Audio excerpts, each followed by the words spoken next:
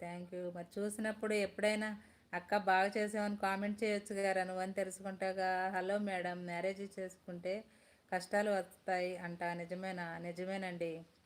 ఎలా కష్టాలంటే, ఆడపిల్లకి మంచి భర్త దొరికాడు అనుకో, ఇంకా దేవుడి గురించి కూడా ఆలోచించరండి. అదే పండగ. అదే కొంచెం ఇంకా ఏనండి కష్టాలు. మంచి భర్త కాకపోతే ఇంకా అది కష్టమే కదండి. అది నొప్పులు కూడే కదండి. పప్పులు కూడా కాస్త నొప్పులు కూడా అయింది.